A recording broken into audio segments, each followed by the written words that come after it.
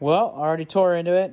Got it split apart. As far as the bottom end goes, there's nothing wrong with this bottom end at all. Pretty dirty. Not extremely dirty. This won't take nearly as long to clean up as the 084. I probably won't put it straight in the ultrasonic for hours because it'll turn this orange kind of more of a faded orange color. But I will leave it in there probably 20 minutes, maybe 30. And then from there, I'm just going to hand clean it. I'm just going to scrape this stuff off, use some compressed air. Shouldn't really take me that long. So that's the first thing I'm going to do. I already broke into it. I just made this footage right after that last video posted yesterday. Actually, it's still today, but I'm saying yesterday because you'll think it's the next day, but really it's not. Because I won't post this until I get some more footage going here. Well, here we are on Monday. Happy Monday. So I got these all cleaned up, completely stripped. Really didn't take me long at all, not like that 084 did. I had two 20-minute sessions in the ultrasonic. The temperature wasn't even hot. I never even allowed it to heat up or anything. I did 20 minutes, and then I let it soak 24 hours, and then I did 20 more minutes, and then I took it out and just, since it's warm out today, I hosed it down. And as you can see, I mean, they're not 100%, but like 98. See, still a little bit up in there. Pretty clean. That's clean enough. I didn't really discolor. I mean, maybe just a touch, but I think just a little bar oil on it, maybe just a shine them back up. I don't know why it does that. Like you can see in here, it looks normal, nice and shiny, but for some reason these outer spots, they kind of fade out and dry up a bit. It's really weird. See that? How it's still shiny? Wonder why it does that. But it looks good. The crank's in the ultrasonic right now. I've got bearings and seals and gaskets, so I'm going to go ahead and put the bottom end together tonight. Actually, you'll see here in just a moment. I'll make this all into one video, you know. So some good news. I was going over the parts I did not have, and I had this whole list of things I didn't have, and I was going, dang, I thought I had way more parts than this. I'm going to have to buy a bunch of parts. Well, found another box. Brand new muffler. It's aftermarket, but these mufflers are just pieces of metal, you know what I mean? Nothing wrong with aftermarket. Brand new clutch drum, sprocket setup. You know, brand new chain plate, whatever it's called. I found my chain brake. Oh, I found the starter. I didn't think I had one of these. I was like, dang, I gotta buy one of these. And I gotta go through that, obviously. Look at all this new stuff. New upper. Oh, I found my intake boot and whatnot. I didn't think I had that. Unlimited coil. New boot clamp. I got a set of new style flippy caps for it. I'm using an aftermarket tank. A Farmertech tank. I actually have not found anything wrong with these tanks, and they look great, and they're not that expensive. The only thing I do is I take out all the controls and the throttle cable, and I put OEM on them. So with that said, I found that. I didn't think I had the trigger, brand new. Got the trigger. We got, you know, the Zama carb showed you yesterday. I found the Zama carb kit I already had. I got a new kill switch. I already got the HD filter screw. I have to buy a filter. You know, I found the little carb adjusting boot thing. I found this little clip that goes on the oiler. I needed that. I was missing one, and I thought I had bought one already. I'm gonna need a clutch. This is an aftermarket clutch. I had it on one of my own saws, and I don't know if they just suck or the springs went bad, but those springs on there are worthless. So I gotta find a clutch, a good clutch. I don't have to use this muffler now, although Popular Mechanic, if you want this muffler, I don't mind doing it. What I would do is I would add a smaller pipe right here and clean this up, obviously. But on this one, I just add a bigger pipe right here, and that's it. That's your decision. I don't care. Cut all my chain brake assembly stuff. I need the... I think I'm going to get a new oiler gear. I need an HD filter. I need the HD filter holder, the housing. I got to buy one of those.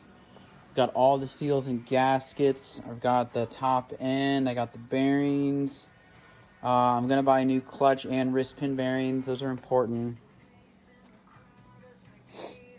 And, you know, now that I talk about this with you, I mean, I think I got to buy or make the... got coil wire comes through here. It's the blue one. I probably have the stuff to make that already, but if I end up buying parts, I'll probably buy parts off a parts tree and get OEM parts from there, and I'll just get a cable, save me some time. See, I got the new throttle cable already. I'm gonna buy a new decal for this. I've got a new decal already for the new clutch cover. I mean, I think I've got plenty of hardware. This is great. I was looking out for myself months ago. Even better, I already got one. And I just realized I do need a choke lever. And I think that was it. I think I just realized I needed the choke lever. I don't have that. Like I said, also the HD filter holder. Don't have that. I remember I did have them at one point, but I ended up using them on someone else's saw. So yeah.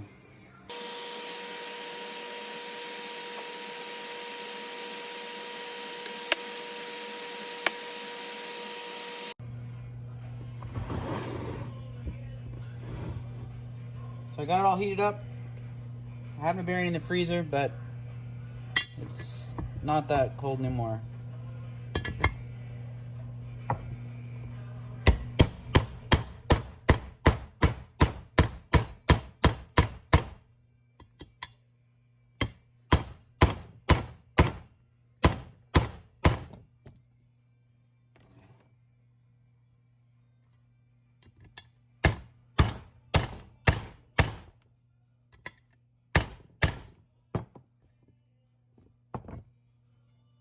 Go. This is one of those punches I had made. It fits basically perfectly on the bearing, so you're not just punching that center section. I made it just smaller than the full diameter of that bearing. And now the second bearing, fresh out of the freezer. I like using SKF bearings. That's what the OEM bearings are.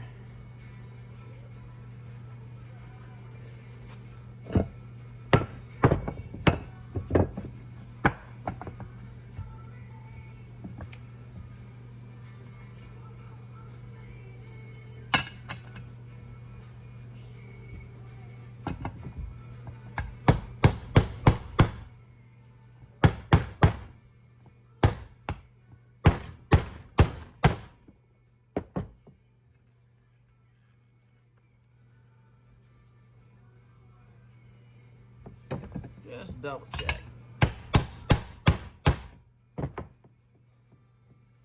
Youch.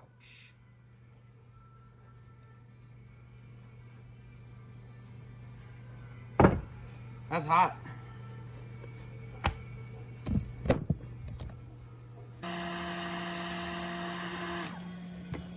Alright, so I heated up both case halves. I had the crank in the freezer for about 30 minutes. Make sure you are recording. Good, you guys are here. I don't know if you'll be able to see me. I'm going to go over to the vise, put this. I can do it right here. Yep.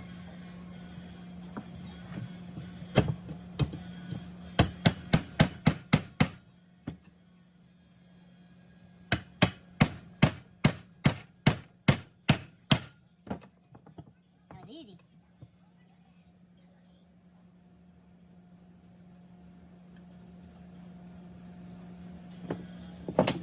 This one's a little hot.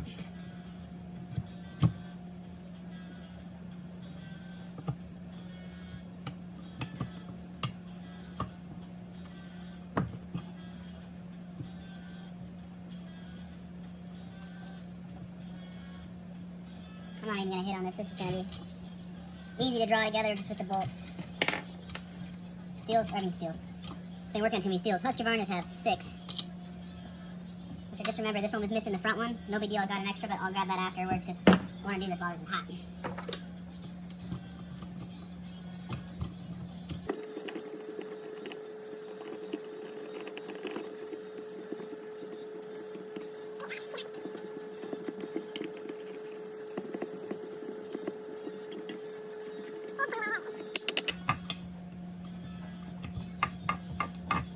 Feels good to be working on a normal size saw again, I'll tell you that.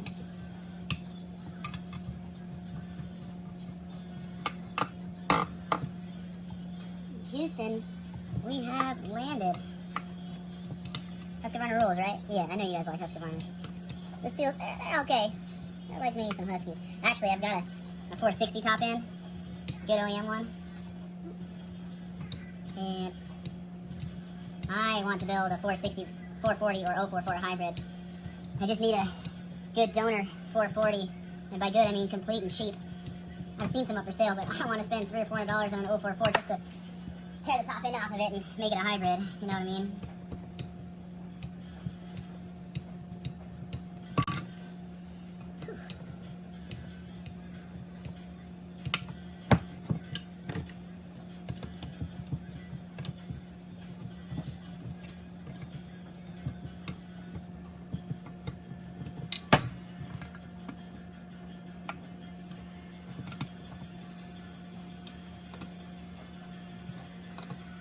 I was gonna say this one's gonna be done in no time, but that's not true. There's some parts I'm gonna have to order, just wearable parts that I'd like to get new.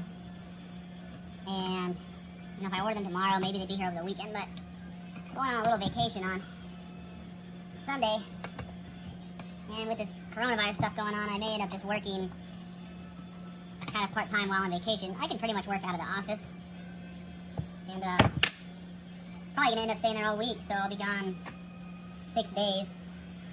Working part-time while I'm there, so realistically, if I don't get it done this week, then that would leave parts be here late this week over the weekend, be gone the whole next week, probably get done like midweek for the next one. I gotta buy a new spool too of pull cord. I had a spool about a long time ago, lasted a really long time. Look at that, I got a whole bag of case bolts. I had bought a 372 for like $200. Didn't run. Seemed like a good deal at the time. It was junk. Ended up being a part saw. One of the case halves, the guy who rebuilt it, or whoever, someone messed with it, tried to rebuild it. They knocked a whole chunk out of the case right over here, and they still thought it was going to run for some reason. I mean, literally, there was a chunk missing out of this section. Okay. So whoever rebuilt it or tried to knew enough to take it apart and put it together, but not enough to actually make it run. Or they actually didn't really know anything about working on saws, because they thought that, oh, a big chunk in the case was still going to be a good runner. I don't want to be racist, but let's just say at least the guy I bought it from wasn't born in the USA. That's okay, that's my race too. It's not racist if you're talking about your own race, right?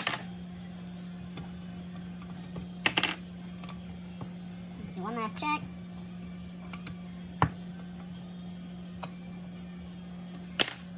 Bingo. Got a case done. Well, I gotta put the seals in. Okay, so I want to do the seals. So on the 372, I mentioned this in the last video. This lip right here is really thin. So you pretty much have to seat these perfect. And the reason why is 372s use this sleeve. So you put the seal in, and then the sleeve actually seals the case, goes into the seal. So the seal doesn't even ride on the crank at all. You gotta put the sleeve on. Well, if you seat it too deep, it doesn't seal properly around this ridge. And if you don't seat it high enough, you end up here. So you gotta get it, you can kind of see where the line was there. If you can see that, where the seal lip used to be. So I'd almost suggest, if you're first time building one of these saws, buy either 2 sets of seals or 2 of the PTO side, the clutch side. you want to get started real straight, because you know sometimes you start them and they're a little crooked, but you just make up for it as you drive it in. On this scenario, you just can't really do that. Now this is cool. I actually specifically made this for a Husqvarna. It fits around the seal great, and it fits over the crank, no problem.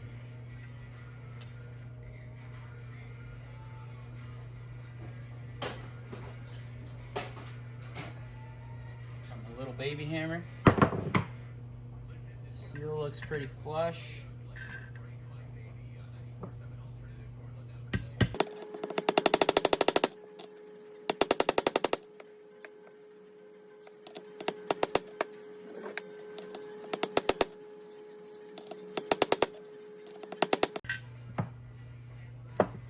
That's probably it. I want to put a little grease on this first, so it's a little slick.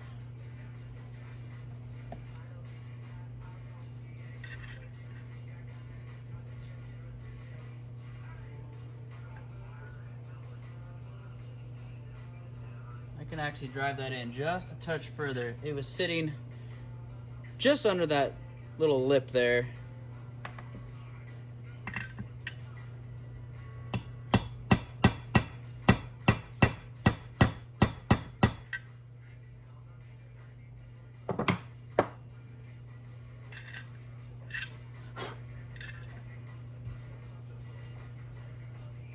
And this makes it easy. You can check. Let me grab you here.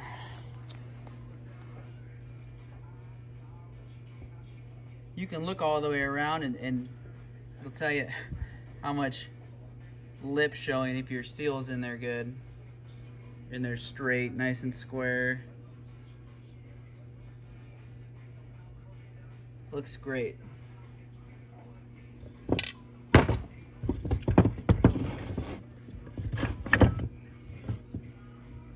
And then the flywheel side's a lot easier because you have a lot of room to play. I mean, you could seat it as soon as the taper ends, or you can seat it way down. Now you can see the line where it used to be, so that'll be good reference points. It's always good, in my opinion, take a lot of pictures if you're not familiar with working on some of these saws. You guys see me? Kinda.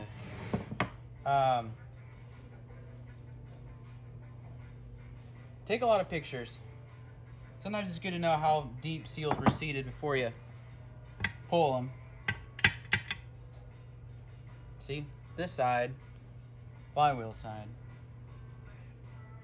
Eventually, if I get around to it, I'd love to make seal drivers for every saw I work on, or at least all the major saws.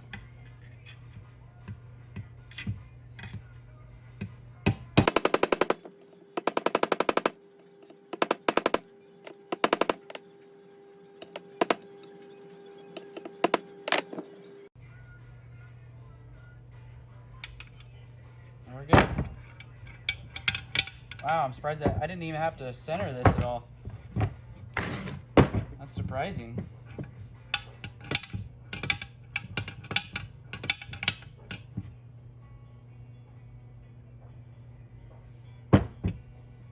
Okay, the bottom end's done. I'm gonna go ahead and get my squish reading, which Husqvarnas, or at least with the 372s, are really consistent. Generally, no gasket ends up being, I think about a 22,000 squish. It's you can almost guarantee on a 372 if you pull the base gasket, you're gonna be fine. And now I'm gonna go ahead and take my razor blade. I'm gonna put you down so I can do this with 2 hands though, and cut my extra.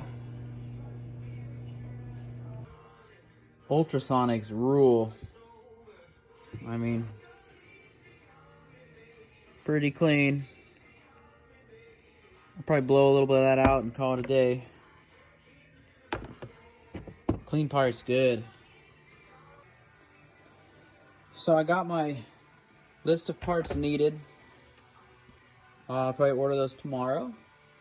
I got the stock squish and stock numbers read, measured. And so, I mean, I'm going to do this machine work tomorrow. There's not a ton of porting to be done because a lot of it was already done, but there'll be some. And then, honestly, it's going to come down to waiting on a parts game, really. With the porting going pretty fast, you know, I'll probably be ready to put it back together on Wednesday, which I could put a lot of it together, just not the top end. That's all I did for tonight. So have a good one.